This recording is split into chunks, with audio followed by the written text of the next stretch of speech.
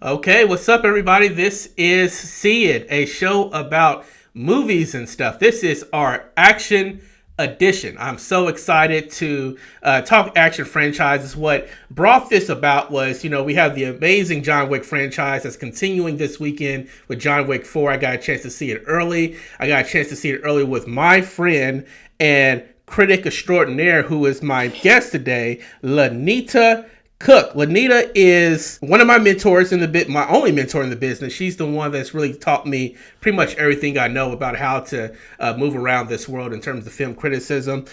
She is the only black woman critic in the nation with a weekly segment on broadcast television dedicated to her critical reviews, according to the Critics' Choice Association board member Sean Edwards. If you're from Kansas City, Sean Edwards is a legend. Lanita Cooks is right behind him. So so excited for Lanita. I want you to plug yourself in the beginning and the end of this. Where can people find you?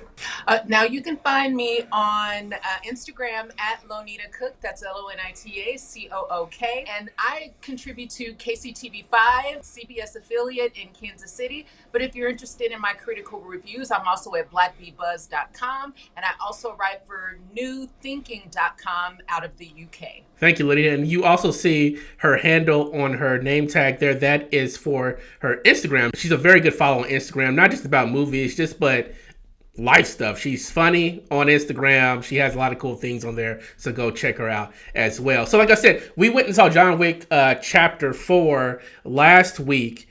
And I, for one, was blown away by it. So much so that I put a hot take out there that I've been getting some slack about. But I'm standing behind it. I said that after John Wick Chapter 4, that I believe that John Wick has surpassed The Matrix as Keanu Reeves' best franchise. I think that, in fact, I went a little bit farther than that and said that I think that The Matrix, in my opinion, is now his third best franchise. I actually put Bill and Ted over The Matrix as well. And I think that's what got me in a lot of heat and a lot of trouble with folks. But I believe that was my now, maybe I need to see John Wick Chapter 4 when I'm a little bit away from it, but I think that that's just where I am. I think that The Matrix just has too many flaws in those later films. I didn't prompt Juanita about that, but what do you think about that hot take? Well, I watched your hot take, and I'm going to have to say, I wasn't mad at it.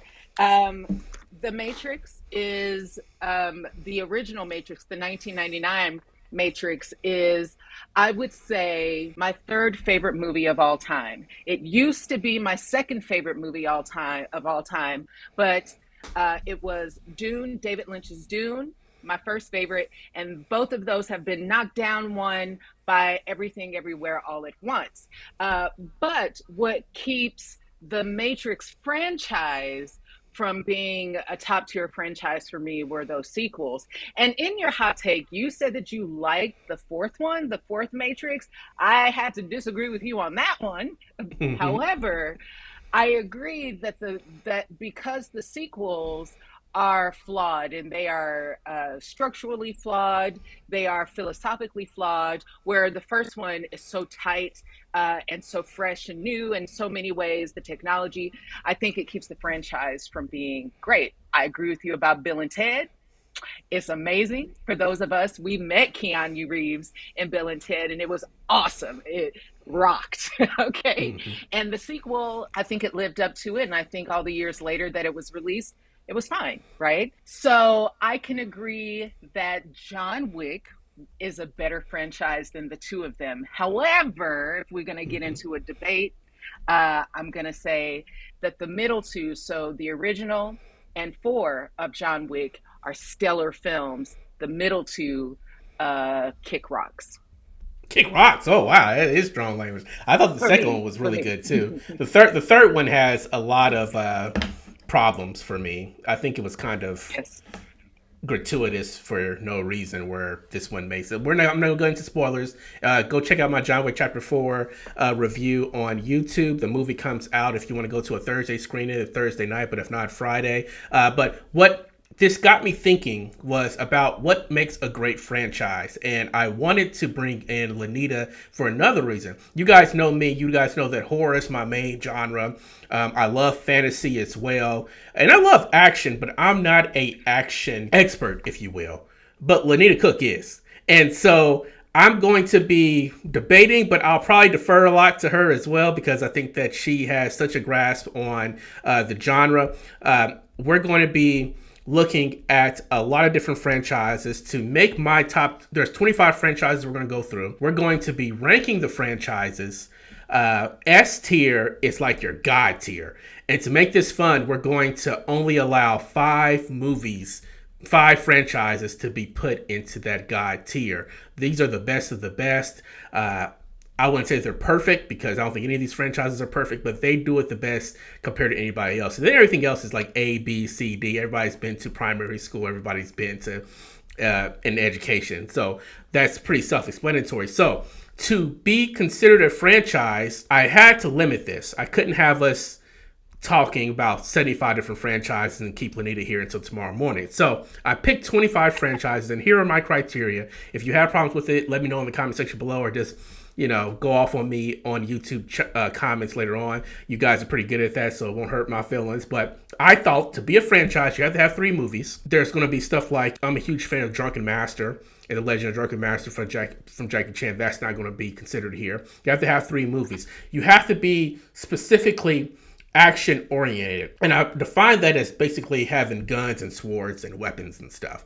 Also, I define it as having some sort of action star at the center, and I had to get creative on this because there's some obviously genre bending and multi-genre action movies. I'm thinking about action sci-fi, action horror, action comedy. And I had to make some distinguishments there based off of how much action is in the movie. So, Predator, for example, you see Predator is one of the movies we're going to look at, franchises we're going to look at, but Alien isn't here. And they're very similar, but I feel like Alien is just much more horror. It's much more sci-fi than a Predator where you have an anamorphic, basically huge alien man that's hunting people. Same thing about action adventure. How did Jurassic Park not make it, but Indiana Jones did? I had to make those distinguishes somewhat, some sort of way. Finally, I wanted to make sure that I covered as much of Hollywood history as possible, or movie history as possible. I didn't want to just focus on franchises from the 80s and 90s, which is, to me, the golden age of action franchises. I wanted to look at some stuff in the 21st century. I wanted to see if I could find some things that was pre-1980. And I did find a couple of things there, here and there, that I think were warrant some space here. So, without further ado, those are the rules. I think Lanita has it right. Lanita, you ready? I hope so. You keep me on track if I get out of line, though. All right, sounds good. I think we should just go. I'm not going to go in order because I think that would be kind of boring because these are not. It's kind of uneven if I go in order. But I will go with the first one. Bad Boys. Bad Boys 4 has just been greenlit, and I believe is shooting right now with Will Smith and Martin Lawrence. This originally was a Michael Bay production, but it now has a new director, but our stars are still there. Bad Boy has a lot of love in my heart, even though I think that there's some issues with it. What's your first take on Bad Boys, Lanita? Well, I'm a huge fan of Will Smith. I love Martin Lawrence. I think that not enough credit goes to Martin Lawrence for what he accomplished in Hollywood in general, but then also in the comedy world. I consider him among the legends like Eddie Murphy and Eddie Murphy is the main one that comes to mind because I don't know if we want to say Dave Chappelle yet. I mean, he's still rocking the game. He's still defining the game, but he's a legend. So I love the pairing. And this is kind of something I'm going to say kind of broadly, is that I think the best action movies are action comedies.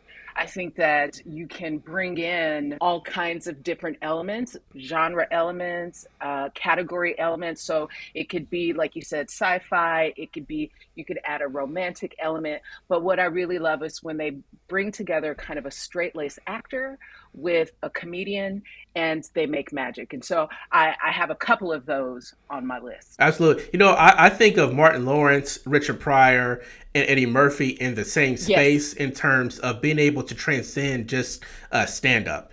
I think that they are the quintessential, specifically Black comics that have been able to do that to the nth degree. There's others, you can think about Adam Sandler and things like that, but the greatest to ever do it, I put Martin Lawrence right up there, so I agree with that. I think that Bad Boys 1 and Bad Boys 3 are my favorite. The second one has some issues for me, but overall, I like this series. My initial thoughts for Bad Boys was I was going to put it in the B column. Did you want to do higher or lower for Bad Boys? Okay, I will put the original. I would actually put the original in the A column because for me, I'm trying to think if before Bad Boys, usually what we saw in terms of pattern, the two-hander that I'm talking about, where you put the straight-laced actor with the comedian, it's usually multiracial. But for me, this was the first time you had two black men headlining a single title, and it's still doing the Hollywood business that it's expected to do. And so the way that it changed the game, if you will, for me elevates it even more. And we're talking about career catapulting movie for Will Smith. Absolutely. I mean, Will Smith was the So nice guy before Bad Boys, right? He was the Fresh Prince, and that was it, pretty yes, much it. yes. I will. And what they tried to do with other movies by diversifying his image, they were able to do here with Bad Boys. I will say for the sake of argument, I'm cool with Bad Boys being an A because it was a high B for me too. So we're gonna go ahead and put Bad Boys in the A column, the A tier. But I will say that in terms of franchises, the way that I think about it is, all of these movies, the reason they became franchises is because they had something really unique or really good about that first film that really brought audiences in. But you have to take the whole filmography when doing your rating because a lot of these be Oh, Die Hard. Probably, I mean, maybe it'll still be an tier. I don't know, but the first three films, I think it probably would be an S tier. But you still have Live Free and Die Hard with that. You still have A Good Day to Die Hard with that, and yes. those things hit those I, movies I, a little bit I'm harder. gonna So say if your expectations are not too high, you could still enjoy those other Die Hard films. I mean, it's not Die Hard original. What's this 1984 Die Hard? It's not quite that, but it's still a good fun film. So if you're telling me that I have to rate this based on the other films, because Bad Boys 3, this last one that they did, right? I mhm. didn't fully enjoy it. I'm not sure that I enjoyed it at all.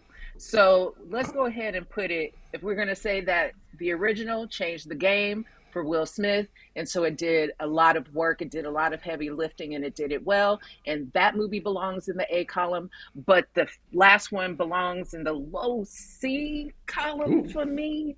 Then we'll go ahead and I'll stick with you on the B column. You know what's funny about that is that I feel that same way about two. I thought two was the weak link Mm, of the franchise outside of that great scene where they confront the love interest of her. That was in the second one, right? When they yes, cut yes. the little boy out. But I don't know. I thought that the second one had some issues. But either way, it's a B. Let's go back to the end of this list. What do you think about the Transporter franchise? Have you seen any of these films, or do you have any type of I, feeling about these films? yes, yes. This transporter, what's his name? Oh, goodness. Jason Statham. Jason Statham. I'm trying to remember the first movie I saw Jason Statham in, but I can tell you where I really said, let me go back and explore his work was the second to the last Fast and Furious film. And I love martial arts movies. I grew up on martial arts movies, and I play him to the left as a martial artist. I enjoyed him on screen. I think Italian Job was the first movie I saw him in, Mm-hmm. Mm-hmm. and and he was cool for me, but he was playing either a C and possibly D character in these movies, and so I didn't give him the strength that he warrants as a martial artist. And so when you see a movie like Transporter and he's carrying that title and then thus the franchise, I had to go back and give respect in retrospect. And so I would say, are you asking me to rate it right now? Mm-hmm. The And I'll Transporter? tell you. I'll tell you if I agree or not, or if you're crazy. Uh, mm, mm. So Mm-hmm. I would say, in terms of choreography, because what I really love about action, like you said, is the choreography, the weapons work, the hand to hand. I am the kind of person who likes very bodied choreography, and so I really love Jason Statham because he can be very bodied, and I'm not, but and I'll say this against myself, I'm not as into grappling, right? Like floor grappling, right? Hmm. So I appreciate Transporter. I'm trying to figure out where I would want to put this one. Let's say C plus. We agree. I had Transporter at C as well. And the reason I had Transporter at C, not D, it's not that bad. The reason I had Transporter at C is because I think that in terms of Jason Statham, it's funny that this became his main franchise, at least earlier on in his career, because he's so much better in other films like Crank. I think he's Yes. better than Fast. I think that Guy Ritchie uses him as a muse very well in all of Guy Ritchie's films that he does with him. So the Transporter films are really kind of like carbon copies of each other. There's not really much that distinguishes the films to me, but they're fun. You can put them on and kind of zone out and be done with it. But they're really kind of a B-rate type of action Yes. franchise to me. Yes. I So will say that I've seen the original one twice, and the subsequent ones I saw him and kept it moving. let's go back to some legends. Beverly Hills Cop, starring Eddie Murphy, Reinhold, and the whole crew. Started in the 80s, Yes. one of the films that really catapulted. Did 48 Hours come before this? I think 48 Hours came before this, right? Or was the Beverly Hills I Cop think first? 48 Hours did come before this one, um, but they're very similar.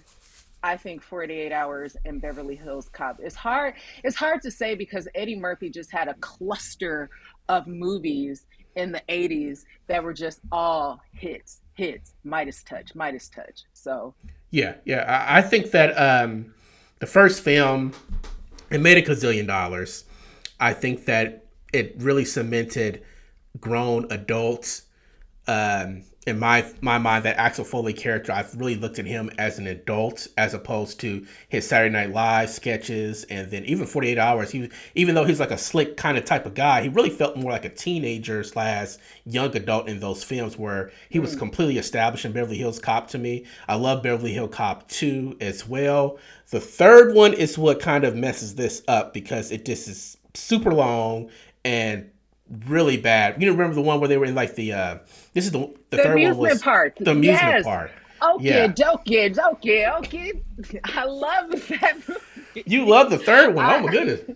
yes, let me tell you something. I used to go around and tell people, okay, dokie, okay, dokie, dokie, okay. Like it I think it kind of capitalizes on that silly sense of humor that Eddie Murphy had. It was not as tight of a cop movie as the Hmm. first two. I will agree with that. But some cute Eddie Murphy-ness going on. I enjoyed it. And I'm trying to think how old I was when three came out, and why I would have enjoyed it anyways. Because at this point, it's a piece of nostalgia for me, and so I appreciate it. But at the time that it came out, I think it was a teenager with less refined taste, and so it appealed to that age demographic that I was repping. 1994 is what it says online. So Yeah, yeah. yeah. Okay. Well, I for one think that the first two films are so good that I have Beverly Hills Cop in the A tier for my. Even with the third one, not liking the third one, you like the third one, so I was going to Yes. put this in A tier if that's okay with you. Or did you But think it was? I'll stick with A tier. Also, these can move around as much as we want. If we end up getting more than five in the S tier, then we are going to have to make some decisions eventually. But yeah, I think A is perfect for that. This is going to be a hard one. I want to see where you're going to go with this. We have the king of all action, Arnold Schwarzenegger, in the Terminator. Yeah. So the Now, Terminator is. also, I'll say this So, just to remind you, the Terminator. I guess he's in most of all of these movies anyway, other than Salvation. But the legacy sequels count. So Genesis or Genesis, whatever it's called, Salvation, all of those films are a part of the franchise and have to be and and considered when and, ranking. and Sarah Connor that was on TV, all of that, yeah. So I'm gonna say this. The only one that I didn't like, and I don't even remember the name of it. I can't even remember the plot. It was so ridiculous. I don't even remember the plot of it. He kind of looked like a sharper image toy. He was from the future. Which one was this? I'm gonna look it up because you're Salvation right. was with What? a adult John Connor leading the resistance, and he Yes. found kind of like a CGI Arnold Schwarzenegger that was like basic. He hadn't been activated yet, but he was like in that room. I remember that part of that film. And It's then it's so many of them. It's hard. Genesis is when I think he came from the future. And then there was a Yeah, movie that that's the came one I after. don't like. There was a movie that came after Genesis where he was like, Yes, with the girl from so Dark Fate I liked. I liked. I didn't love, but I did like Dark Fate. Genesis, I did not like it at all. And to the point where, so here's the thing, just speaking broadly about franchise, and that goes for John Wick as well. You touched on it earlier. You kind of understand that a movie deserves, let's use the word deserves a sequel when it's mind blowing. It gives you something so surprising, something so new. And I think the Terminator did that. In another 1984 was just a great year for movies. 1984 was just a banging year for movies. And so the Terminator, the original, was absolutely incredible. For me, Judgment Day, cool. All the way through, I enjoy Salvation. That's the one where they were in the bunker, right? that's the one with I like that one. Batman was Oh, was what's his was John name? Connor. Why can't I think of his name? Yeah, yeah, Batman. I don't know why I can't think of his name either. yeah. I'm terrible with names, but Christian Bale. And Christian Bale. so it right it had hmm Christian Bale. I've seen that multiple times. And was it Claire Danes? Was she also in it? Who else was in that? Claire Danes Who was was in who it. was the girl in that? And yeah, and so I really enjoyed that one. The only one that I thought was out of place, and because here's the thing, any film, any of the movies in the franchise, it has to at least carry over the spirit of the original. If you get so far away, because I think after 8 movies, but a franchise, and I think the greatest franchise, and I will say this, it's not my top franchise for what we're doing here, but I do think the greatest franchise of all time is Star Trek. And Star Trek is always Star Trek.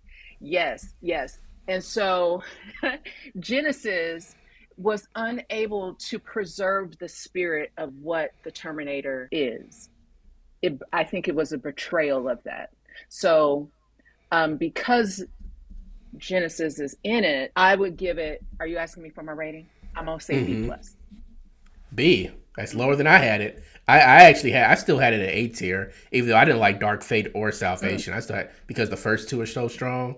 But I wouldn't because Mm-hmm. B plus is right there where I was too. So I'm kind of fine with Terminator being the B. Side note, you said Star Trek. I don't know how much you know how big of a Star Trek fan I am. I am a Trekker to the core. If I was to turn my computer around, you would see literally about 8 or 9 different starships on my wall and books and all kind of things. So that's I'm glad that you love, Yes. even though there's a lot of unevenness with that franchise too. But I'm with you. I'm I with you. mean, it can be, but we do have to think about when did the first Star Trek come out? Was it like 1966 or something like that? It You was know, 65, it's 66. yeah, and even all the way down to Picard, it gives you exactly what Star Trek has always been, the intent and the wonder, like the thing that makes you a Trekkie. It, all the way, all these years, they all give it to you, even if it's a little bit off or a little bit reimagined. It gives it to you. This Genesis movie, wonk wonk. If anybody has any comments, please feel free to put them in the section. I see that Lindsay wants to do Mad Max next, so we can talk about Mad Max. Mad Max is our next franchise. It is where's Mad Max at? So this is all the Mel Gibson movies as well as Fury Road. So you got Mad Max, Road Warrior. I can't remember the third film name off the top of my head, and then and then Fury Road. So I'm going to tell you, I saw Mad Max Fury Road at B&B Theater. So, they have that theater where you can sit and have an experience. And so Mm-hmm. imagine watching Mad Max with air blowing in your face and them squirting water on you and the seats rumbling whenever they're driving over terrain. It was a crazy movie going experience for me. And so I have to preface my response with that. Hey, I wish I was with you. I wish I was with you. Let me start with this one. I think that Mad Max, especially the original films that kind of fell, I thought that there would be a return to people rediscovering Mad Max after Fury Road came out, but that didn't happen even though Fury Road was so good. Mad Max doesn't really have any bad films to me. I like the original. I like Beyond the Thunderdome. I like the Road Warrior. There's a film, I'm looking at the filmography now, Mad Max The Wasteland. I've never even heard of that. Mad Max The Wasteland. Oh, that hasn't came out yet. So that's why it's the sequel to Fury Road. I don't even know if that's still happening. But Mad Max, as of right now, it might move, but I had Mad Max as an S tier franchise for me. I'm gonna say the original movies with Tina Turner. For me, it was hard to live up to that. Does George Miller have an Academy Award? I think he does. Right, George Miller, who directed Fury Road. I think he's an Academy Award winning director. Did he get something for Babe randomly? I think it was like for Babe, like writing or something. So I will say that without having so you can have Tom Hardy, who I think is one of the best actors of our time, and Charlize Theron, who I think is another one of the best actors of our time, and one of the most beautiful. And she is, for me, an action goddess. What she does in Atomic Blonde is sensational. The way that she carries the choreography and is able to deliver it. But for me, the significance of the movie was left in the 80s. So Fury Road was only okay for me. And I think that some of the visual updates kind of take away from what the original was able to say. Because for me, when original Mad Max came out, I can't remember being a Tina Turner fan before that movie. I knew of Tina Turner, but I felt like she was an artist of my parents' generation. And then after that movie, I was obsessed with Tina Turner. I've seen her in concert multiple times. And so there was just something about the elevation of this icon that movie was able to do that Fury Road didn't deliver for any of the people in it. It didn't elevate anybody in the movie. They came to the movie amazing, and they stayed as amazing as they were when they came in. Right? Tina Turner was amazing, but I think a part of why she's an icon is because she took on that role. I have a real big blind spot for Tina Turner outside of What's Love Got to Do with It, to be honest with you and her music. So, I mean, of course I've watched these movies, but I don't know if it affected me the same way in terms of Tina Turner in those movies, but I can see that. Mad Max Fury Road was just an adrenaline rush. It just never stopped. It just there was not a movie that I could think of with such a pace that was unrelenting and unforgiving as Mad Max Fury Road had. So that's why I had it so high. But it sounds like you're not ready to put it. I should have seen it in a regular movie theater, because you're right, it was nonstop. But because I saw it in the not even the rumble seats, because the rumble seats are regular seats that kind of rumble when stuff happens. But this is like kind of a roller coaster, like the seats move, and they really do, like when something stinks in the movie, they'll spray something stinky in your face. That was the wrong way to see Fury Road. Yeah, it was the wrong way to see it. And so responding to it, I know, has a lot to do with the way that I saw it. I had to take some aspirin and some some heart medication afterwards because I probably was going to be in the hospital. So raging. So we'll come back to Mad Max. I'll put it back in. I'll put it in A for now since you're a little iffy on it. But we'll see where our S tiers. No, I'll put it in B minus. You're putting it in B. I can't go lower than A on Mad Max. On Mad Max, I really? gotta go B minus. I gotta go B minus. So for me, I was extremely turned off by some of the visuals in Fury Road. Like I could barely get past um, the breastfeeding montage, the breastfeeding farm. I just stuff like that was just kind of like it felt more like trying to be salacious and shock factory, and I didn't like it. So It, so it you didn't you sit well think with me. so? Fury Road was bad enough for you that it would discount the other three films too to put it all the way down to B? I would say I'm also thinking about other franchises that we are talking about that don't have a movie that offended me, like Fury Okay. Road. Yeah. Yeah. And so, because the way that I'm understanding our rating here, movies that go in the A column will become our S guide movies, right? No, I was just going to do S tier now, but the as we go through it, we can move things around. The A, B, C, and D Okay. tier don't have a limit. It's just the S tier that has a limit of five. But you can put everything else could be Okay. A if we wanted to. But Okay. it's just the Okay. S tier. Okay. So okay, well you're like I said earlier, you're the expert. So I'll put Mad Max in B. But that hurts me. Well, no, no, no, You're no. On a franchise like this, let me be very clear. I understand that fans love this franchise. Other than because I loved Mel Gibson, I loved Tina Turner. Other than the nostalgia of that movie for me, that the first three, this is not my franchise. Speaking of this is not my franchise, let's go to something I think hopefully will be easy. The Kingsmen. This is the secret agent kind of meta Mm-hmm. riff on the secret Mm-hmm. agent James Bond type of film starring Taron Egerton. The first one took the world by storm, and then we got two subsequent movies Mm-hmm. after that. What are your thoughts on the Mm-hmm. Kingsmen? So Kingsman I one, thought we would come. Golden Circle, and then the legacy sequel, The King's Man. Mm-hmm. Mm-hmm. Mm-hmm.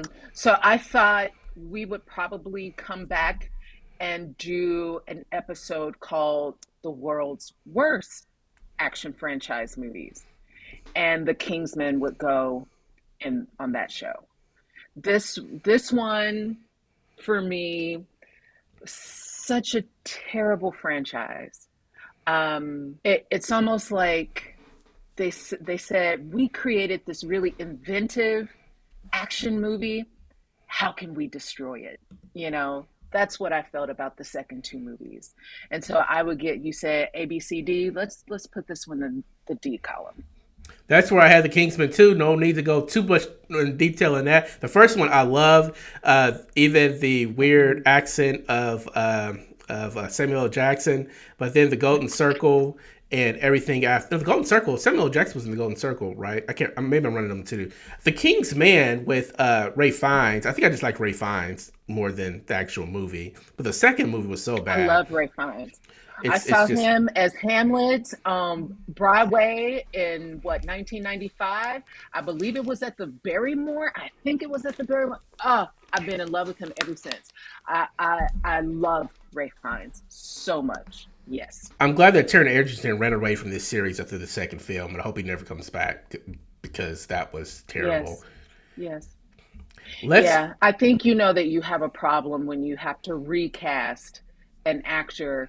The actors, where they are in their career, they're trying to grow in their career, and they know that this one is going to diminish the possibilities, and then they run. You know, it's most likely going to be just terrible, and it is.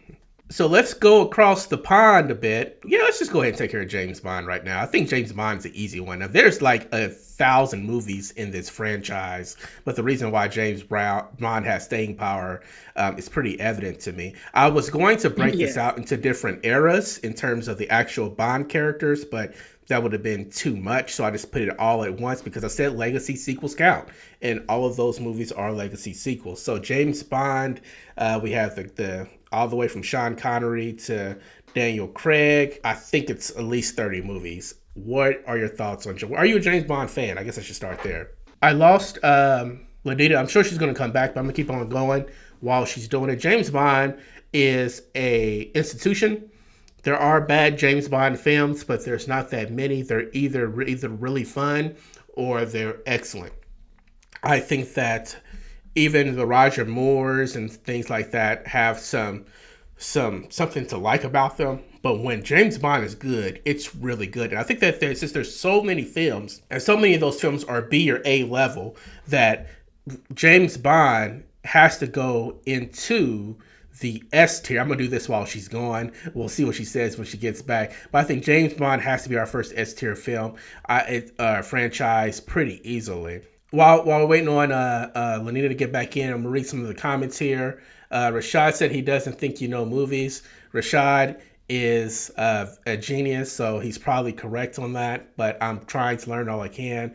Lindsay says that she loves Charlize. Charlize was actually on a list of top female action stars that I did for my website. You can check that out at brianknowsmovies.com. I think that you will get a kick out of that list. We have everybody from Michelle Yeoh to you name it. So there she is. Can you hear me? Hey, I can hear you. Can you hear me? I can hear you too. I'm sorry about that. Something must have happened with the connection there. Reading some of the comments, there's some people who are angry at you for your Mad Max take, Yes, but yes. That's why I had to say I know when the viewers love a movie and it's just not my movie. I'm so sorry. It just ain't. I mean, I like the Thunderdome. Okay, fine.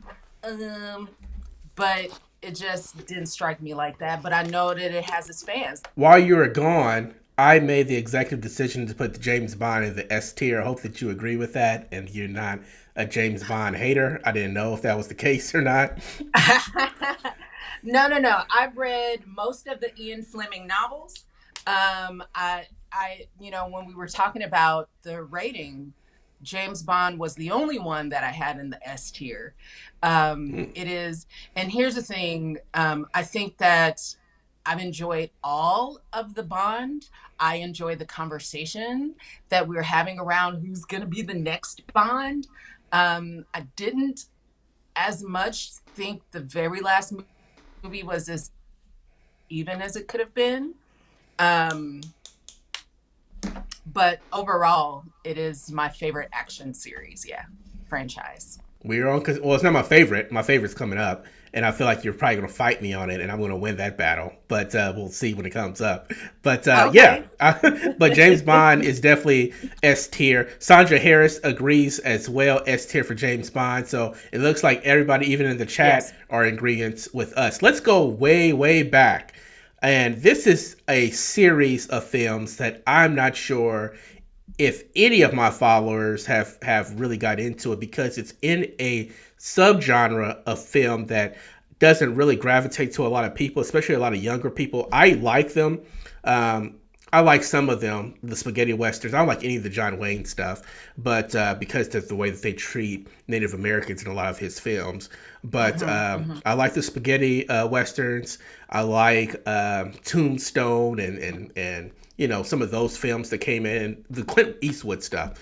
And one of his franchises that I have is the Dollars franchise. That's the good, the bad, the ugly, a fistful of dollars, and a few dollars more.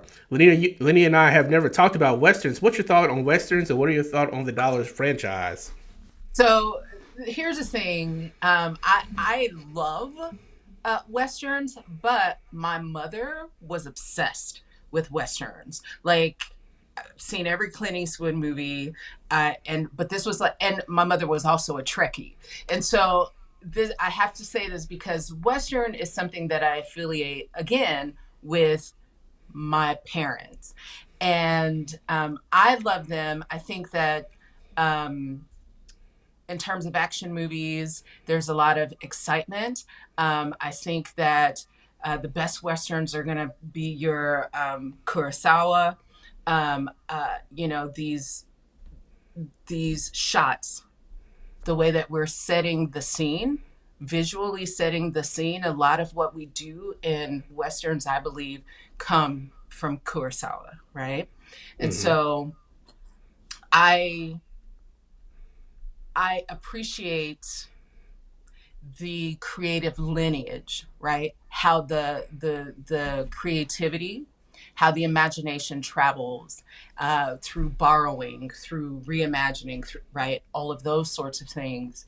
And I'm trying to think, do I really like the sand and the hats and the, right? I just watched, I'm rewatching Supernatural, the TV series. And I just watched, which is not a Western, but just from audience, you know, but it's good. Yeah. It's not a Western, but there's an episode where I'm trying to, should I spoil this? There's an episode where they get sucked back in time into the Old West. And so a part of the joke is Sam and Dean are brothers and they fight ghosts, right?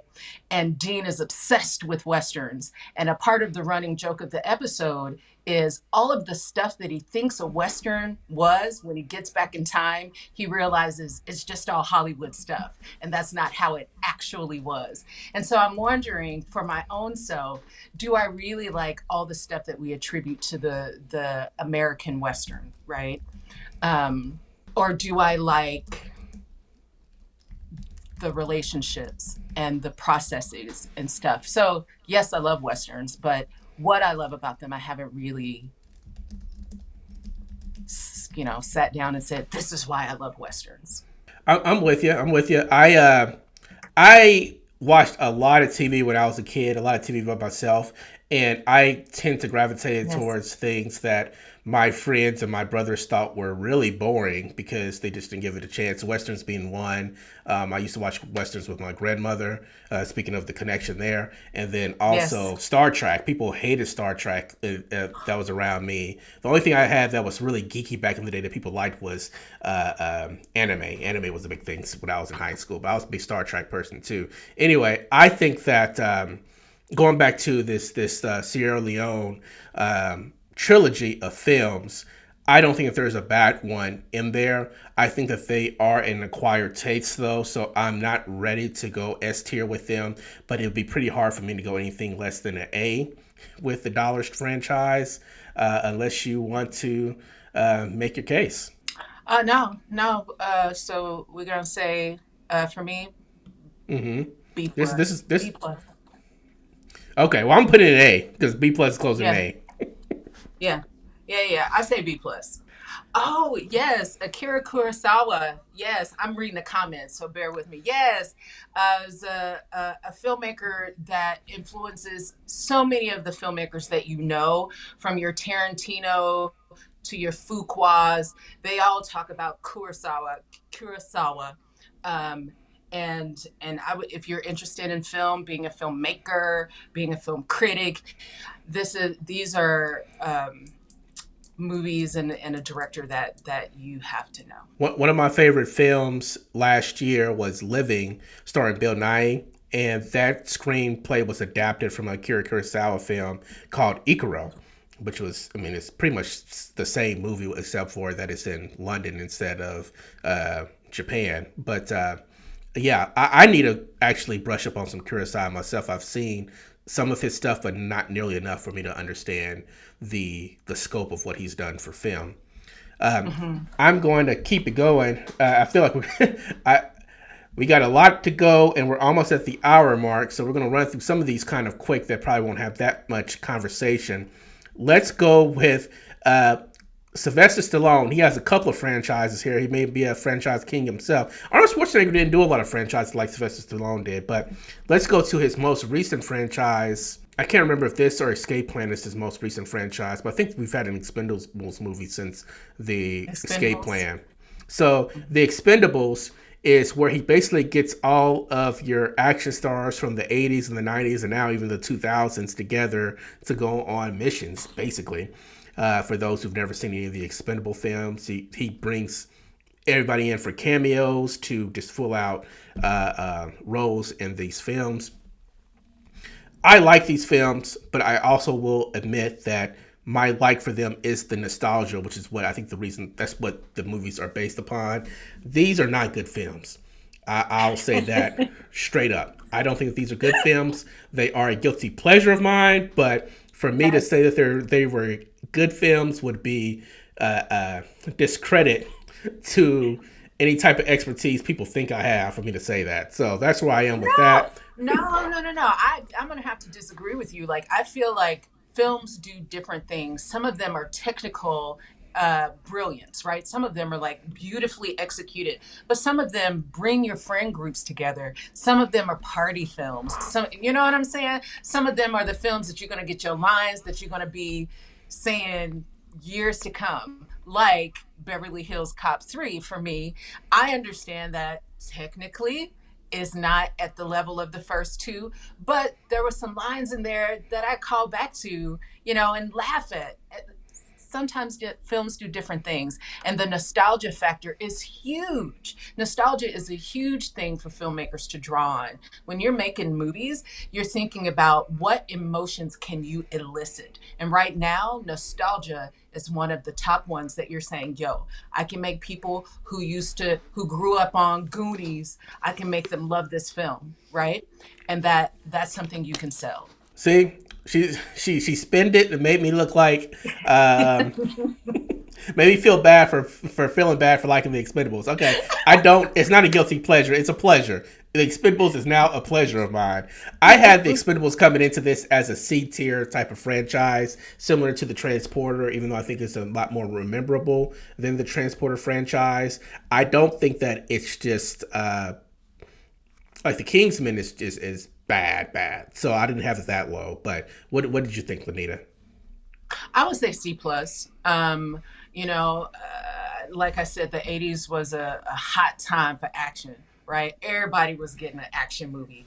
I wish that Action Jackson had two more movies so we could talk about like everybody got an action movie.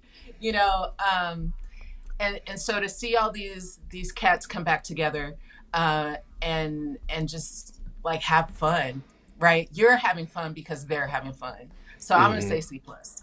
Yeah. He basically did what Adam Sandler does. He got a bunch of his friends together to make some money and have some fun and go into these really Yeah. crazy locations, and the fans have fun with them, right? Even though Yep. critics like us may not be able to write glowingly about them in terms of the technical aspects, but the fun is there. So I'm with you with that. Speaking of a fun franchise for me, anyway, Charlie's Angels. It's the only female franchise I have on this list. I could not think of another one. I'm sorry if there's something that I missed here. And there's like the Underworld franchise and a couple others, but I felt like they were just too sci-fi fantasy to be considered a true action franchise.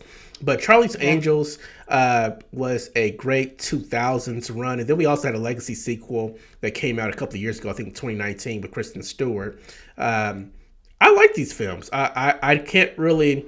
They're popcorn films. I don't know if they were summer films. I can't remember that far, but they're popcorn films. They're fun. They're light. They're really simple, just like the TV show was. And I think that Drew Barrymore, Lucy Liu, and why am I Cameron blanking? Diaz. Cameron Diaz were Yes. all equally fun in these films. So I liked it a lot. What's your take on Charlie's Angel? I'm gonna give it a B. Yeah, I loved all the movies. I I I I express my feminism in a different way than we typically see. I think that there's a version of feminism that's too anti-man for me. But but taking a broadly feminist view at action films, I think that this is a great way not only to feature women in action roles, but then also they looked like they were having a good time together. They didn't look like they were bickering and quabbling amongst themselves, which is a reputation that women have on set. And so I really appreciate that these women looked like they were professionals. They knew how to do their jobs. They made the money the movies made the money that they needed to make for them to get the sequels, and they seemed like they were professionals with each other, and all of them individually were stars. Drew Barrymore has been a star since she was in the single digits, right? Mm-hmm. And Lucy Liu, star in her own, and then Cameron Diaz, beautiful, but she also is very fit. And so you could maybe anticipate that bringing the three of them together, they might tug of war. Who's going to get the most attention? And I appreciated that they seemed like they were willing to share. It was enough to go around. This ain't a zero-sum game. And because of that, we were all able to enjoy. So, yeah. High marks. High marks for Charlie's Angels. Let's go across the Pacific to China. Police Story. Jackie Chan. I should have had us do our list earlier today, but Jackie Chan is my top 5 action star of all time, and he's not 5. He's way up there for me. The Police Story franchise is really more of a universe. I mean, you have the I think it's 4 Police Story films now, but you also have Super Cop. You have where he's playing the same detective in Super Cop. You have Operation Condor. No, Operation Condor is not a part of it. That's his second franchise. But you have Super Cop. You have, why can't I think of the other? Yeah, I just looked at it myself, and Police Story. It's a trilogy, and you have. So you have the trilogy of Police Story, and then you have Super Cop, and you have First Strike. First Strike was the other film I was looking Was about. it First Strike? First Strike, he's playing Detective Chan, and the same Detective Chan in First Strike as well. You taking it back though. You taking it back. They all tied. They all tied together.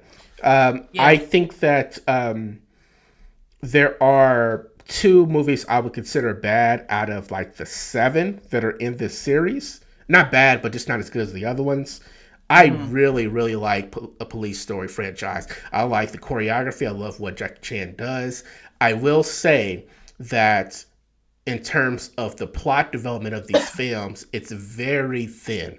There's some detective type of stuff, but you don't really care about it because it's not really clear how they're putting the things together in any of these films. But you're there for the action, and you're there for Jackie Chan's charisma on film. Even though the plot is thin, you get invested in the films too, still because of Police Story. I'll also say that in the franchise, he got better and better in terms of trying to incorporate women in a positive way in his films. At first, if they were just like most 80s women were, they were just kind of like eye candy. But, eventually by Super Cop, they're kicking ass right next to him, and they're doing things right next to him too. So I have Police Story very high. That's my pitch for Police Story. I have Police Story in my eyes as an A-tier type of franchise. But let's see what Lanita thinks. So I'm gonna say this. I'm trying to think if I agree that Jackie Chan. You said Jackie Chan is your favorite action hero of all time. He's top 5. He's probably number 3. Number 3.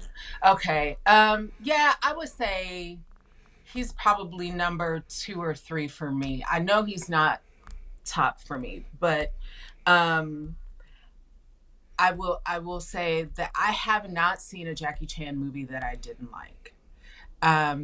But I am more of a Lee Leong Jae girl, and we know him as Jet Li. I'm lean more toward his style, his Wong Fei Hung movies.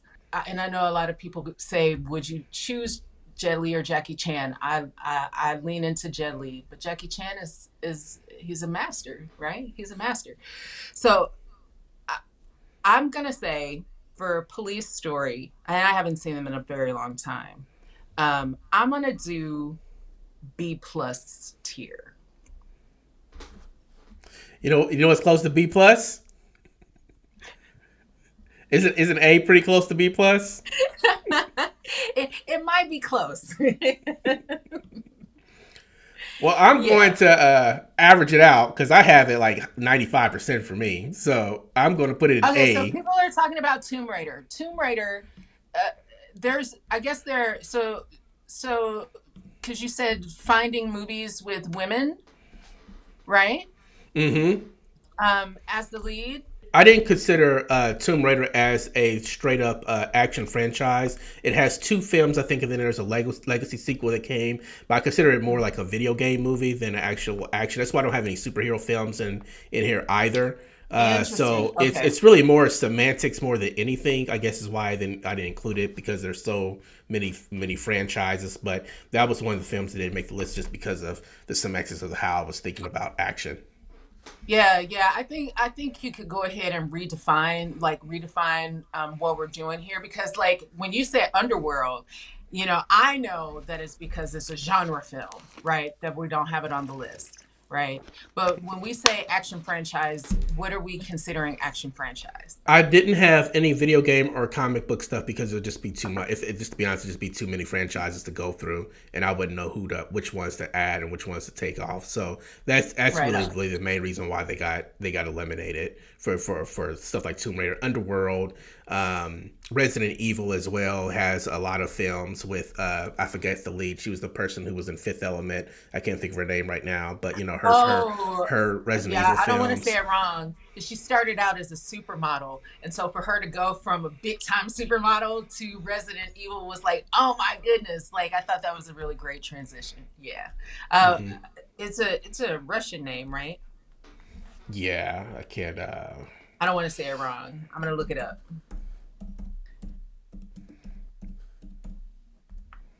And was she also in that Bruce Willis movie?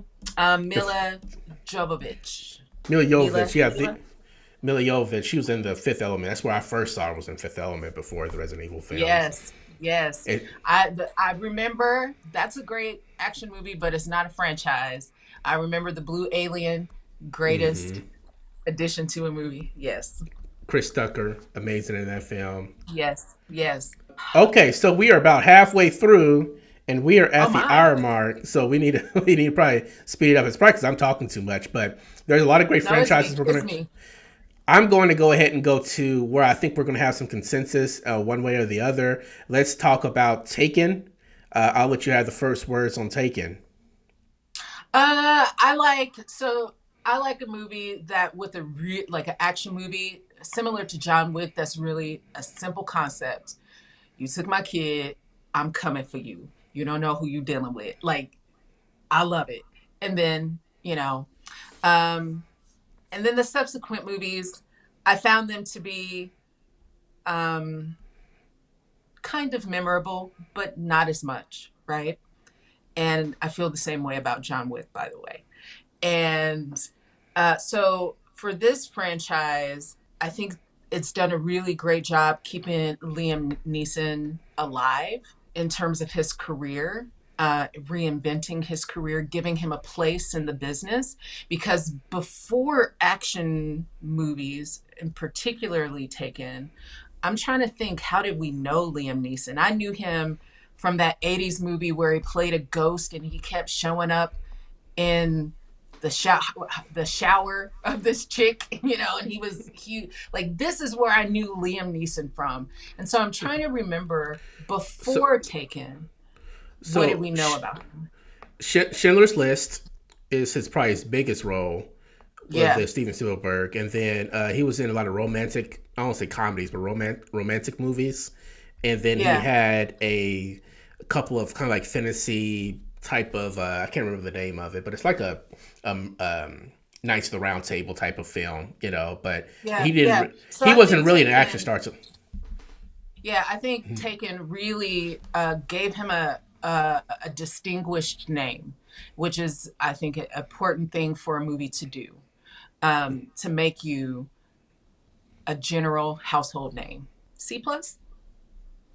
C plus. Okay, I'll put it Yeah. in C. I actually had Taken in D. I thought that Taken is like the most overrated franchise on this list. Is the first movie is basically him giving a speech, and he has a couple good kill scenes in there, and the movie makes sense. But after that, none of those sequels make sense. I feel like every other kind of like Taken, like not every other Taken, but most of the Taken like films that Liam Neeson did after that were better than those that second and third film in the Taken franchise. But I can live with C because it's fine. But I think it's pretty overrated.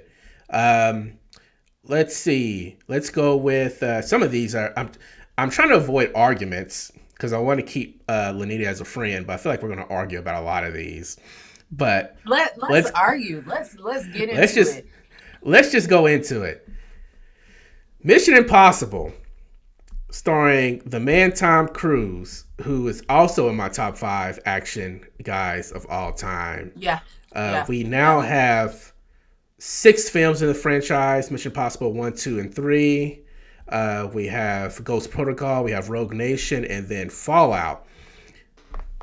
I think that personally, the weakest link is Mission Impossible 2, the John Woo directed film. Not so much that it's bad, but because it's just kind of like a cheesy early 90s, every cliche you can think of type of film. But after that, I have a hard time finding any weaknesses with good old Mission Impossible. I think that the score, here's the hot take for the internet, I think Mission Impossible score is better than James Bond's score in terms of iconic and just thrilling inside of the movie. I'm sorry. What was that? I think that the Mission Impossible score is better than the James Bond score. Wow. Yeah. But when you say score, you mean the musical composition? Yeah, the dun dun dun dun dun dun dun dun dun dun. I think that that's better than the dun dun dun dun dun dun. That's the James Bond. Doom doom. I see. I see. Yeah, yeah, I'm yeah. horrible. I'm completely out of key, but yeah. I know. I'm with Michael on this one. I'm with Michael. What is happening right now? Yeah. So okay. I'm gonna say the first Mission Impossible was really great. I'll be honest with you, I don't recall watching the show. I've never watched the show. Yeah, I don't recall watching the show. I I I watched Get Smart, but I didn't watch this one. So I don't know in terms of adaptation, but I agree with you about Tom Cruise. He is an action star. And he keeps doing it. Like what he did with Maverick was like, huh? Like, how are you 5 million years old and you still bringing it like yesterday? It's like amazing what he's able to do in terms of action. It's a lot of movies in this franchise, and I don't think that they have the same impact. Each movie, I don't think that they have the same impact as a long-running franchise like Bond or Star Trek. I just don't. I think what they do is they're good tentpole summer blockbuster movies. They do their business, but they're not like, nobody's like dressing up as Tom Cruise and going to a convention, right? Like it's an okay franchise for me. Good movies, but they're just, for me, a string of summer blockbuster type tentpole movies that bring a lot of people to the movie theater. But other than that, they're just that. I mean, you have the Mission Impossible if you choose to accept it, the thing blowing up. You have the mask. You have all of the stunts that Tom Cruise does in these films. Him and Jackie Chan are the only ones that are willing to put their bodies on the line, lives on the line for these films like that, in my opinion. This is why I knew the first fight was going to come, because Mission Impossible is an S tier for me. It's going to be hard. S tier is Mission Impossible for me. It's going to be very hard for me to go anything under A for Mission Impossible. I think that it is better.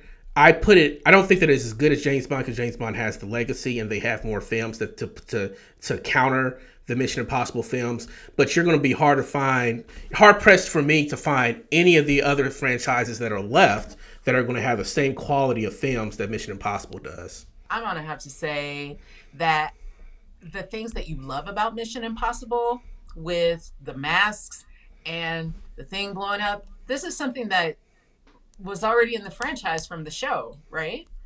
Right. Some of the This stuff, is not yeah. something. Yeah, this isn't something that Tom Cruise is like, yo, what if we added this? This would like really make this so much better, and really like it's not. He's not creating something to delight.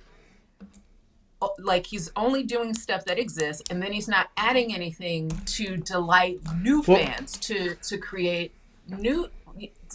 I just I don't want to offend nobody because S tier is pretty high. Maybe, I mean, maybe that so first movie. maybe to go over the rest of the films, because we do have 4 more spots for S tier. I guess we don't have to fill up all 4 spots, but there is Bourne, Die Hard, Fast and Furious, Indiana Jones, Ip Man, John Wick, Lethal Weapon, Mission Impossible, Predator, Rambo, RoboCop, Rush Hour, Shaft. So of those, are there 4, and then also the A's that we already have? Are there anything that are just like automatic S tiers for you? Lethal Weapon.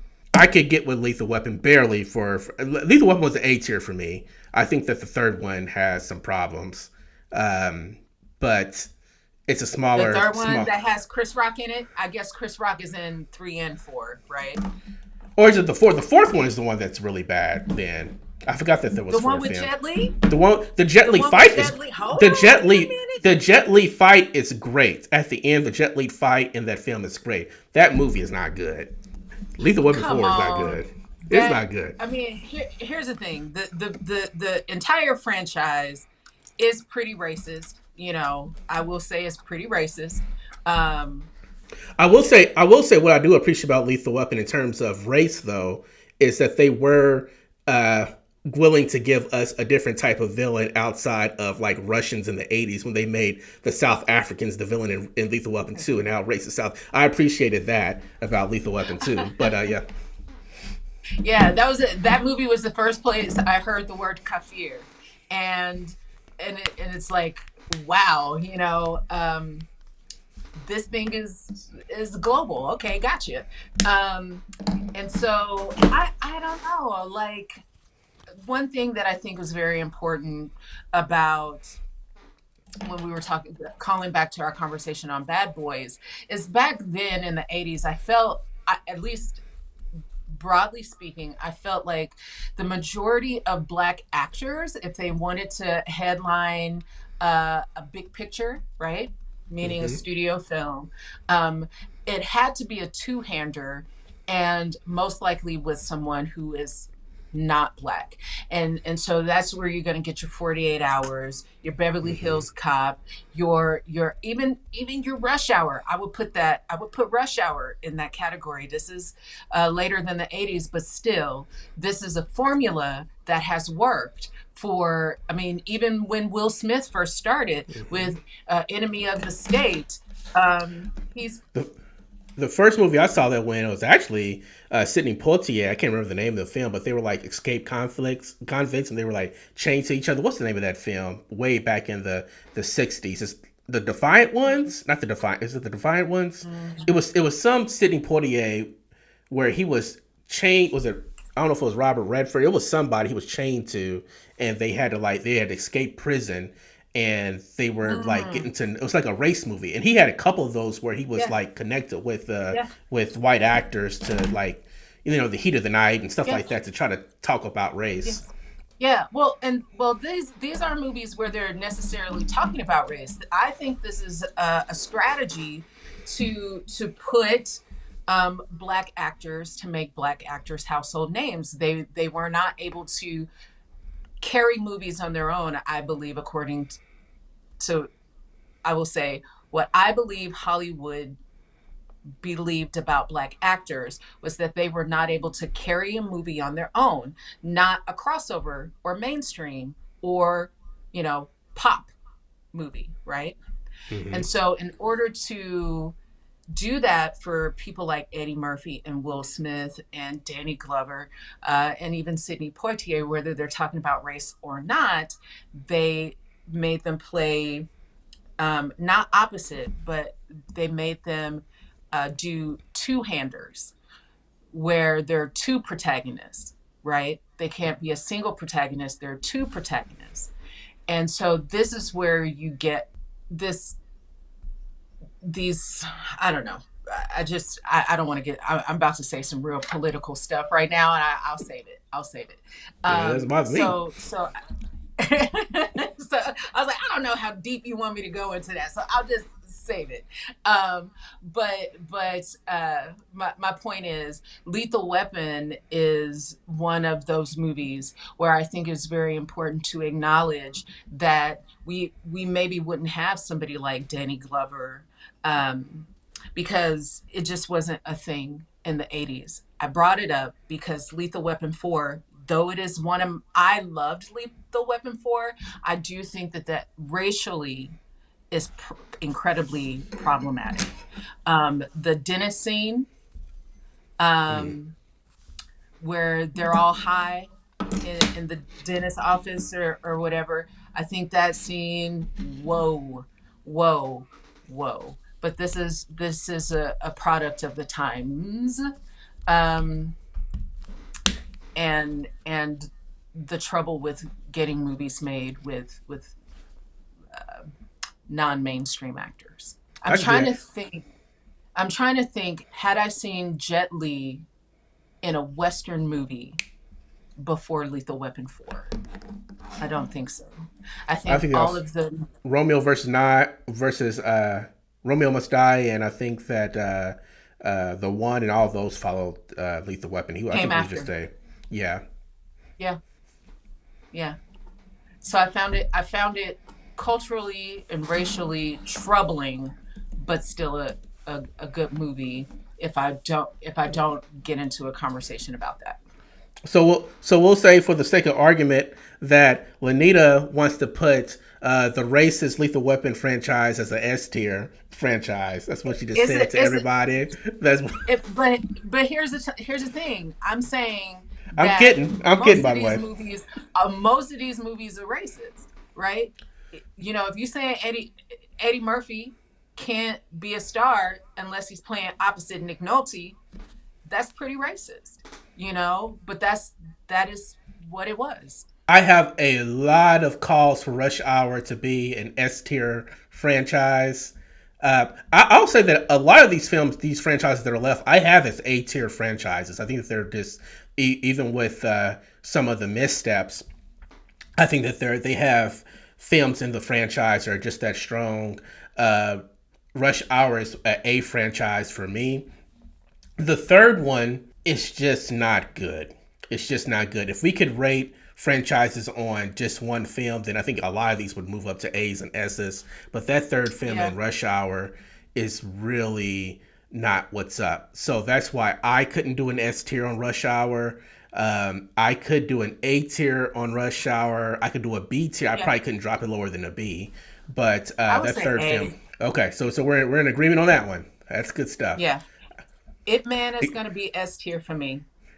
Even with the one, you and I just had a conversation, the one where he goes to the tournament and Bruce Lee is actually in it, isn't as good as the first films, but it's still going to be an S tier for me.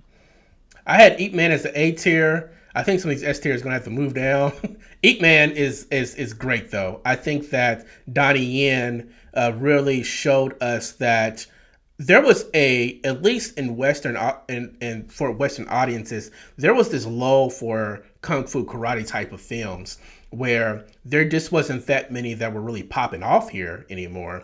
And then you had, it was like Ip Man and The Raid. Those two films really kind of brought them back. And I think Ip Man worked so well, not just because of the choreography and the fighting sequences, but because they are really great dramas.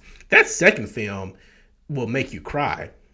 So it's very much so one of the top films here.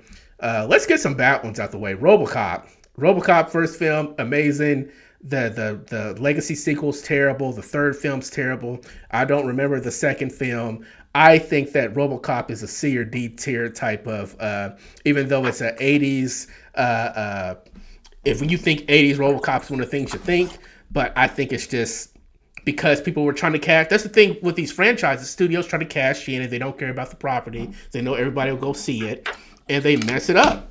So RoboCop, because of its sequels, I had D.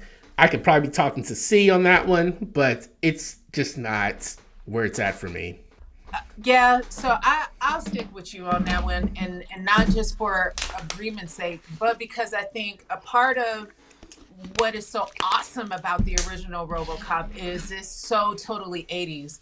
And a lot of what I really dislike about sequels is when they abandon what makes the first one awesome. And so another one, it's like chasing that first high, you know what I'm saying? Like The Purge. You know what I'm saying? This is a franchise. I don't know if you would consider it an action franchise or a horror. I consider it horror action. But the concept is such high concept, but the movies can never quite live up to it, right? Mm-hmm. And so I think RoboCop has a similar problem, where what made that first RoboCop so awesome is that it was so quintessentially 80s, and then the subsequent ones just couldn't recreate that. So our second D tier might be a hot take for some people who love RoboCop, but I think that what's been said has been said. Let's talk about family. We couldn't get to this conversation without talking about family, specifically the family of Dom Toretto in the Fast and the Furious franchise, a franchise that is going to have its 10th film, and I think it has one or two spin-offs within the franchise. There is a lot of really ridiculous car type of sequences that would never work in real life. There is a lot of bad acting, but there's also a lot of people having fun. People flock to these films, I think, as a means to escape. I am not a fan of really any of them except for maybe 2 or 3, but it's hard for me to diss it because it resonates with so many people and it makes so much money because people really enjoy these films. And I don't want to go against that. So I really don't know what to do with Fast and Furious. You can do D tier, you can do A tier, and I wouldn't really be able to argue one way or the other in terms of the way that I feel about it. Mm-hmm. What was the spin-off movie that they did with The Rock and Hobbs and Shaw?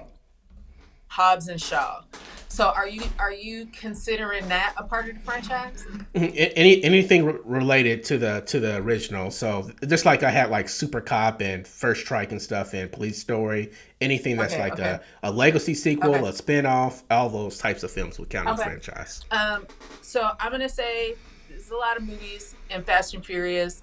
When they first came out, it was during a time in my life where all I wanted was like sexy vampire movies because I was a young girl, right? And now I'm getting back to my roots where, I love action movies. I returned to the franchise and I really have enjoyed myself. Like I said, it was a Fast and Furious movie that made me understand how much I actually love Jason Statham as a martial artist. But Hobbs and Shaw for me was terrible.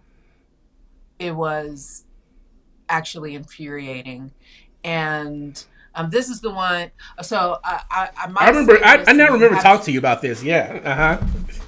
Yeah. So this is the one, and I want to say this. This might be a spoiler because I don't remember how they handled the publicity around it, but this is the one that had Kevin Hart in it, right? Yeah, he had a cameo in it. He had a cameo in it, and it also had Idris Elba in it, right? This is the one. He was Idris Elba was the big baddie. Yeah, he's a super charged guy. Yeah, and so in this movie. So The Rock, I'm very sensitive about race in movies. I really am. And when I say sensitive, I have a particular way that I like for race to be treated, for Black people to be treated in movies. I grew up in an era, so my consciousness is shaped by the raging against we not all bitches, we not all hoes, we not all pimps, we not all thugs, right? I grew up, it was colors, like everybody's a gangbanger, everybody's a drug dealer, right? So, this is what my consciousness around Blackness in movies is shaped around. And I mean Western movies, because you have some international movies that do a great job in depicting Black people. And so for me, The Rock, I see somebody like The Rock as a Black man. And I want to see him however he says he is, but I don't know that I don't know that he ever is like, I'm not just Black, I'm Black and Pacific Islander. I think I've seen interviews where where he discusses himself as being Black, but also recognizing his Samoan roots because of his mother. But he sees himself in the world as a Black man. And so for me, the way that Blackness is depicted as a punchline for me is not okay. And in this movie, I don't even remember the joke, but it was in the scene that he did with Kevin Hart, and he started like kind of like cussing, and I think he was like talking about pimp slapping somebody, something crazy like that. But then when he went to talk about his other roots, it was this big show of respect and of tradition.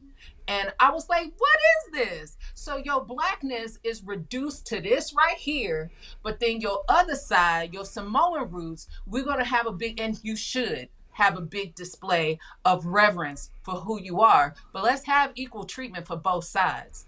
That's how I felt about it. So Hobbs and Shaw gives if I can get extra thumbs, I want to do more than just 2 thumbs down. So, and then this is after he the biggest dude on the planet, The Rock. Okay? And we watching him, you know what? I'm gonna stop talking about that. I'm finna get worked up. Well, based on how you're getting worked up, just off that one movie alone, it seems like you're not a big fan of the franchise. This franchise just has a lot of duds in it and terrible movies in it to me. So I'm going to go D tier for Fast and Furious. We're going to get some hate for that though, but I just don't think that it's that great. I'm going to say C. I'm going to say C. We'll move it up to C. Yes, because there are some movies that I have enjoyed, and after going away from a franchise and coming back and going, wait a minute, I actually really like this. For me, that's an important thing to be able to accomplish for a piece of work, a piece of art and or entertainment. But for me, Hobbs and Shaw was oppressive in nature, and I say let me see if there's anything else here that's pretty easy to do.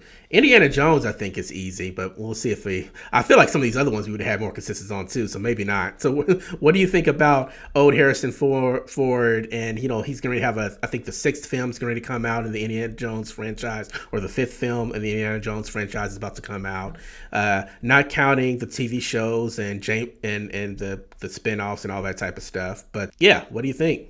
I'm gonna say I love Indiana Jones. It was one of the greatest movie-going experiences, all of them as a kid.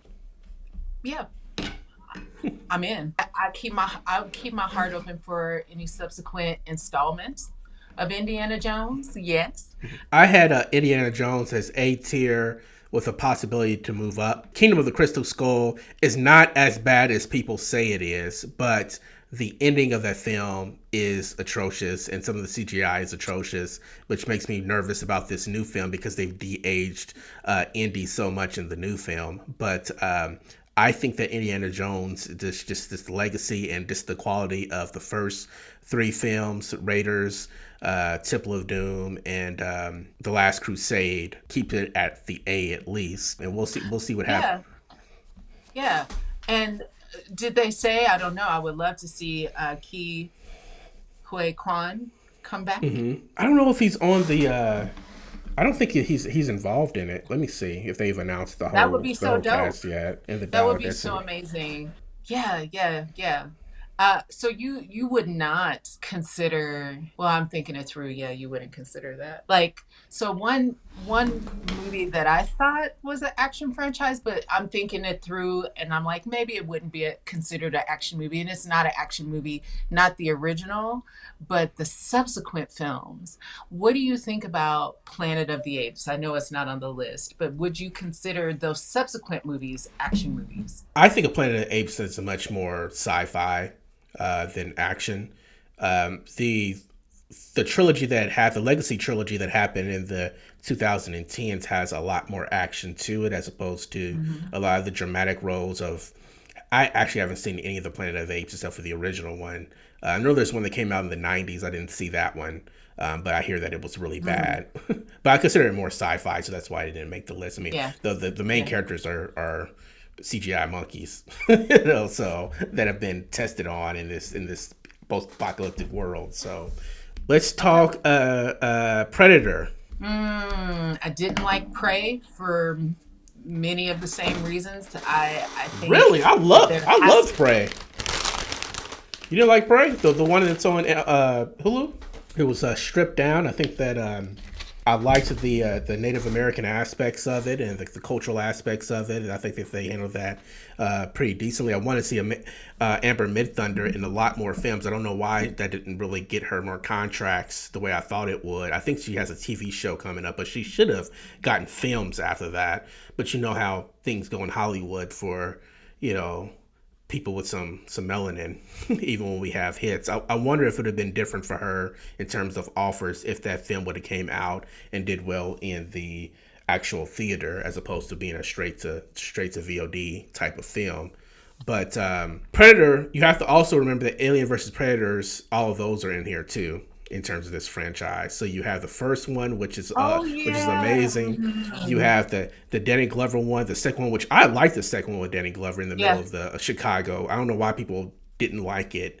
No, no, I'm it's not saying it's a good. perfect film, but people didn't like it. But after that, it gets really weird for Predator for me. I agree. I agree. I wouldn't consider Predator to be a A tier. Probably the highest I would give it if I considered, because it it was such a incredible idea, the original, and it was so scary. It was so scary. Just the sound of that monster's footfalls, or his what would you call that, rattling, that the sound that the monster makes. It was just really great, tension building and anticipation, uh, you know. But then I agree with you, it gets weird in there. Didn't a predator go out of space at one point? But yeah, Like, yeah, it was like, I and mean, I and guess he's that, from outer space, but it seems very long shot. Why are we? It feels like we're grasping for content with that. So I think C, all things considered. I can go with that because you didn't like Prey as much as I did, which Yeah. is understandable. But Predator, that's the thing a lot with a lot of these sequels. I mean, we have the greatest action star of all time in Arnold Schwarzenegger, and he doesn't have a level franchise to speak of because they have all these cash grabs, so they want to keep the IPs going. So they come up with other ways. A lot of it had to do with him becoming governor and not acting in a lot of these films too. But you know, it's Mm. sad that some of our best franchises from the '80s just kind of got done the way they did just so that the studios can make some money off the property or they can keep the IP.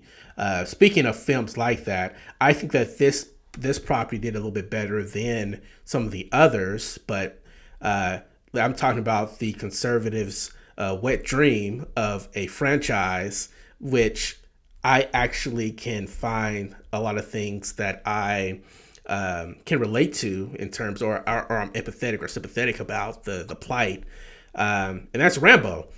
First Blood, First Blood plus two, Rambo Part Two, Rambo Part Three, which is just a straight up action film that I think betrays some stuff, but then it gets back to what it was when he started to come back with those sequels in the late 2000 and the early 2010s. I think we have 6 movies in the franchise of Rambo with Sly Stallone. What are your thoughts? Rambo is classic and it's legendary. But when I think about why it's classic and why it's legendary, some of it is because of the era that defines it or that it defines, but then also because Stallone, right? Stallone is just, you know, pretty. You said Schwarzenegger. I might have to push back a little bit and say Stallone as the action hero.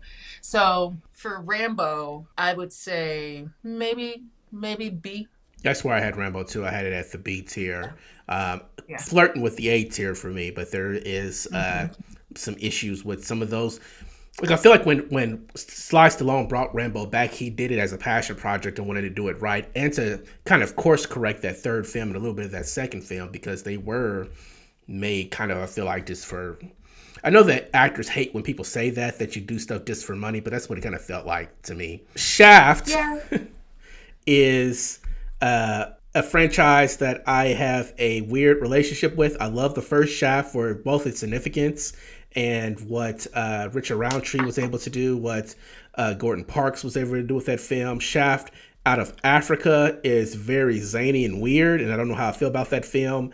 I do not like any of the legacy sequels with Samuel L. Jackson, especially that last Samuel one. Jackson. The last one was just really, really bad. So the legacy sequels really hurt this franchise quite a bit in my eyes, even though the first one is really cool film. And I don't know if Africa was the second or third one, but I think Out of Africa is just a weird, in a good way and a bad way type of film. From what I remember. I haven't seen it probably in 6 or 7 years, but that's what I remember of it. I agree with you. I'll be honest. I know Christian Bale was a child actor, but the first place I saw him was in that first Legacy Shaft movie. And the role that he played in that movie made me hate him as an actor for many years after. It just was so heavy-handed and so grotesque that I just had it took a long time. It wasn't until Out of the Furnace came out that I said, okay, I think I actually love Christian Bale. That's how significant the work is for a movie, right? The responsibility that a movie has. Actors are always trying to negotiate whether they should take this project or that project and who's attached, because it really can change somebody's mind, change an audience's mind about them, good and bad, right? And so because of that, I will have to agree with you. I didn't really like the legacy films. I love Samuel L. Jackson, and Shaft could have been a completely iconic role for him, but it just was not well handled overall. So I'm going to have to say C minus. I would hate to put it in D because I think that the first Shaft is better than the Kingsmen. So I don't want to put it in the D tier. Yeah. So C minus is good for me. Just for sake of time, we have Bourne, Die Hard, John Wick, Mission Impossible. We have 2 more spots in the S tier, and we can put these anywhere we want. Going into this, these four franchises, I had all A tier, with some of these flirting with S tier. Mission Impossible was flirting with S tier, and the Bourne franchise for me was flirting with S tier. Just given the full filmography of those films, the ups and the downs of those films, one by one. And I had John Wick as an A tier, probably the best action franchise of the decade to me. And then Die Hard, because of those last 2 films, I had it as an A tier instead of an S tier.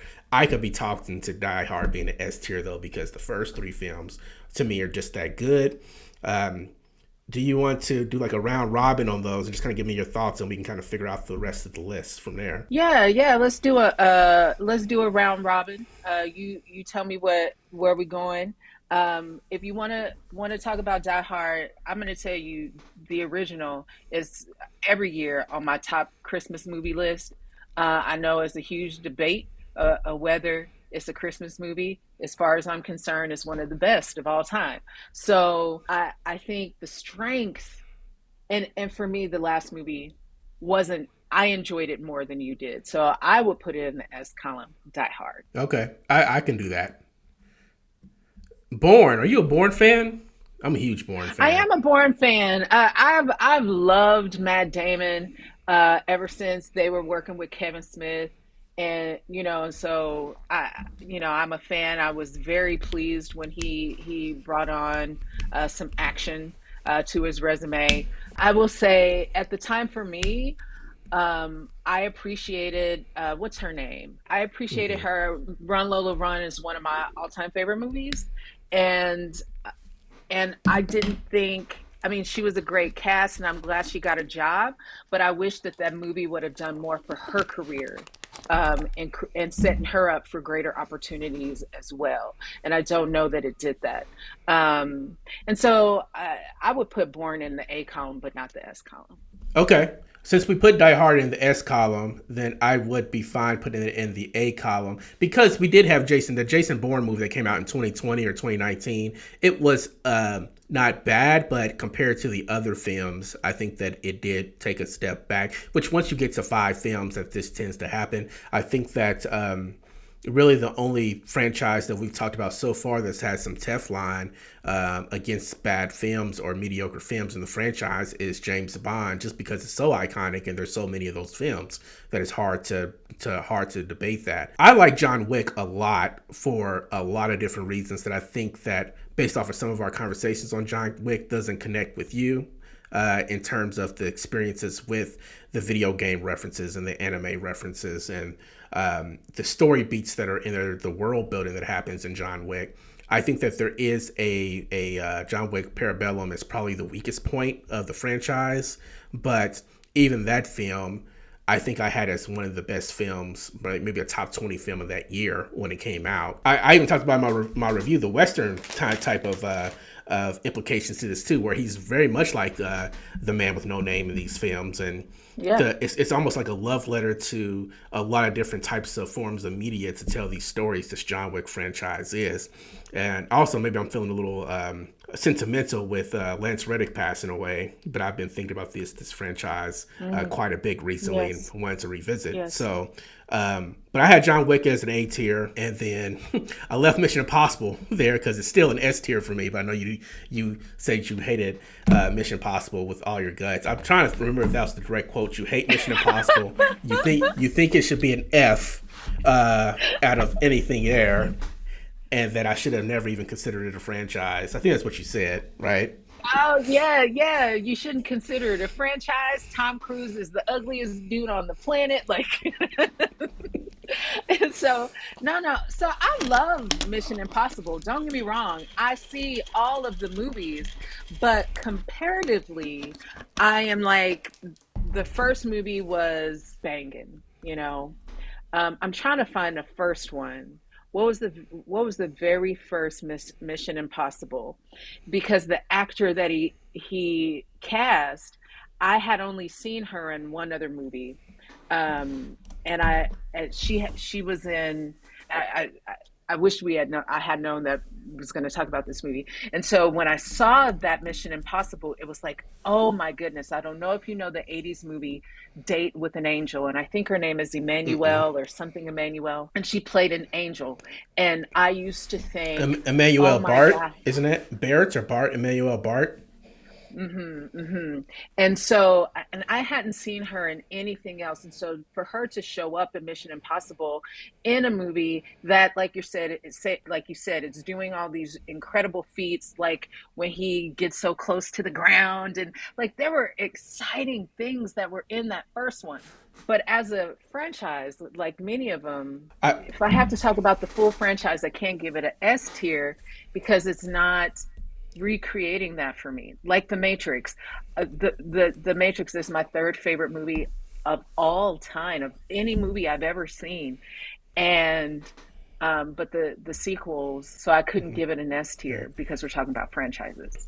Also, I think that Mission Impossible, out of all of the franchises here, has the best returning cast. I mean, people might say Fast and Furious because there's so many recognizable names there. But when you have Vin Rames coming back and Simon Pegg coming back in all these films to be kind of like the Q and the muscle and the tech person for all of these films, I think that they do add something in terms of. The original Mission Impossible didn't have all the tech type of stuff that eventually comes with Mission Impossible. I think that the MacGuffins are always, if I could say anything, I have a love-hate relationship with all the MacGuffins in the films because there's always something that's really super complicated that's hard to understand. Your knock list to your, this vial of whatever is going to blow up and destroy the world. And it's kind of just like whatever it needs to be to get Ethan Hunt to the next scene or get him running again. It's just... Yeah. So, and I agree with you on that. I mean, this is a very highbrow observation that you're making, but I agree with you. When we think about the film that makes the MacGuffin such a powerful tool in a movie, it's Citizen Kane, right? And Rosebud is the MacGuffin in Citizen Kane, and it's so simple. It's so simple. And so you're right, when it's got to be this whole complex thing that you got to work, do physics 5 days later on to figure it out. It's like, you've done too much. Your MacGuffin should be so simple, I think. So I agree with you there. So I'll put Mission Impossible in the A tier. I think that That's fair. Just again, just for the record, I think Mission Impossible is a better franchise than both Lethal Weapon and Ip Man, but we'll keep it in the A tier. I'm not gonna say it's better than Ip Man. I do. Ip Man.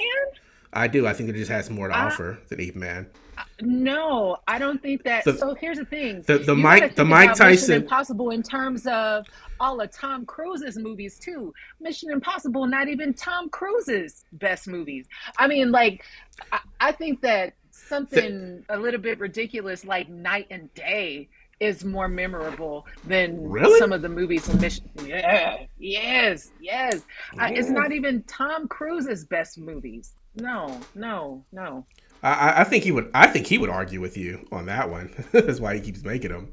But I think that his money makers. But if he had 6 more Top Guns under his belt, like Maverick, like the original, right? He's making better movies. They're not all franchises, but he's making better movies than Mission Impossible. I don't think Mission Impossible is his best film. If I was to think about it, just off the top of my head right now, I'd probably say Born on 4th of July is probably his best film I've ever seen him in. That's a very dramatic, kind of really depressing type of movie. It's not really action. Yeah, that's not really like what he does anymore. But in terms of Ip Man, the Ip Man with whichever one has Mike Tyson in it, that Ip Man is worse than any of the bottom 3 of the Mission Impossibles to me, and it's not even close. I love Mike not even Tyson. Close. I don't say I hated it. It's just not. It's just a very when you compare it to the other films in that franchise, it is just so beyond mediocre to the standards that it's set as a franchise. It's a very mediocre film towards its standards, not in terms of all films, but the standards of Ip Man. It's just such a drop off. I would agree that is not as good, and they continue to decline. So I'm glad they quit when they did. But, I thought the story was still good, and I thought it was a great use of Mike Tyson. I think it was a better use of Mike Tyson for me, personally, than The Hangover. I enjoyed Mike Tyson. So I don't know. I can agree that it's a decline from the other Ip Man installations, but not a bad movie. John Wick's still sitting here. I had it as an A tier franchise. Again, the best franchise of the decade, in my opinion, that started this decade or started in the last 10 years. But you don't feel the same. I don't think it can go lower than a B for me. It's really hard to take it out of A, but I could work with you if you wanted to put it in B. I would say, like, for me, again, I really love an action movie with a simple concept. And you killed my dog, so I'm killing all y'all. It's really, they turn that simple concept into something quite magical, quite affecting. And there's a lot of sentiment to go along with the action. And there's a lot of, in the first one, there is a lot of gunplay that is appropriate for people who like shooter video games. But I think it kept the action diverse enough that people who don't play video games could still truly appreciate it. The middle two movies were not that great for me. Um, but this last one, and we're not going to say a whole lot about it because your review still needs to come out, right? Oh, it's out. I put it out yesterday. Okay. Um, Okay. So what I will say is I think that this fourth one abandons the viewer who doesn't play video games. I think that a lot of the action, if not almost all of the action, is geared toward people who like to sit down and play hours and hours of video games. And that's not the viewer I am. I'm the viewer who likes a traditional action flick. I like some good, like you said, weapons play, some good hand to hand. Like, and so, um, and comedy, and yeah, so I think it kind of abandons the kind of viewer I am yeah, I in the was looking fourth. up some stuff on John Wick because I've had conversations with a lot of people who think that John Wick 2 is the best one. And so I looked up the, Rotten Tomatoes is a hit and miss type of thing, but Sure. and just to prove it, John Wick, the first one, is the worst rated film of the franchise, which to me is really silly compared to that. Especially that third one was not where it was at compared to the first two to me. But I see what you're saying there, but you still gotta commit to a letter grade of where would you like to see it, so I can see if I'm gonna pull my beard out or not. I would give it an A minus. Yes, yes, Yeah? yes. Yeah, I think John, this is one of your S films, and so you're okay with the A minus? I had Bourne, Mission Impossible as S films, and then was S tier. I think I had John Wick as A tier, and I had Bourne. Let me look at my notes. I had Bourne, Mission Impossible, James Bond, um, Die Hard was on the list of possible. Mad Max was actually S tier for me, and you said that it was. Remember, that's where we started. Mad Max was my fifth S tier, and you said Yes, you yes. Well, you got all the way down to it's B. just because of Fury Road. That's all. If we were just doing the original installments, I would give it higher. So we didn't use all five S tiers, which is fine. We have S tier. These are the best of the best, the cream of the crop. James Bond, Lethal Weapon, Eep Band, and Die Hard. A tier. Beverly Hills Cop, The Dollars franchise, Police Story, Rush Hour, Indiana Jones, Bourne, Mission Impossible, John Wick. The B tier. Bad Boys, The Terminator, Mad Max, Charlie's Angels, and Rambo. The C tier, The Transporter, The Expendables, Taken, Fast and Furious, Predator, and Shaft. And then the D tier is the Kingsmen franchise and RoboCop. So I don't think we beat any franchise up too bad. I can, outside of a couple of digs here and there on the A tier versus S tier, I think we're actually pretty in line with 90% of this list. So thank you. Let me get back to so I can see everybody and see if there's any comments that we missed while we were discussing. We have Michael. Is it Michael Davis or Mike, Mikhail or that's a Mike, cute name. Michael Yeah, he's Davis. very yeah. He said the remake was cool for RoboCop. If you say so, Michael. Indiana Jones 4 was horrible. Yes, it was. Predator 2 is the best one to me. And I think that maybe it has something to do with the black lead in that film, and maybe that's why it resonates with us more than it does with other folks. But I just like the city aspect and how they really try to do something different with the second film. The first film was all of these military guys with these superior weapons and all these things. And, you know, you have this street cop who's basically trying to outsmart this predator. It was a really cool way that they did it to me. So I'm with that. Sierra says Mike Tyson and Ip Man was hilarious, and hilarious does not mean good. Sierra says now Brian. Sierra Davis's favorite franchise, I think she said this earlier, is Rush Hour. I know that they probably had issues with me saying Rush Hour 3 is not good. I'm not saying Rush Hour 3 is like trash, but to say that Rush Hour is S tier, which is where they were trying to put it earlier, and have Rush Hour 3 sitting in the background where a lot of that film, nothing is happening at all. It's kind of hard for me to do that, but hey, I appreciate your comments and your sentiment. You have to agree to disagree. I think I hit all of the comments there. One more time for the listeners, Lanita, where can we find you? Oh, that is so wonderful. I've had such a great time. Brian, you know movies, okay? This was so fun. And you're going to make me brush up on some stuff. People can definitely find me on Instagram at Lonita Cook. That's LONITACOOK. And if you want to read any of my reviews, my theater reviews, my cultural reviews, you can find me at blackbbuzz.com. That's BLACKBEEBUZZ.com. And I also contribute to newthinking.com out of the UK.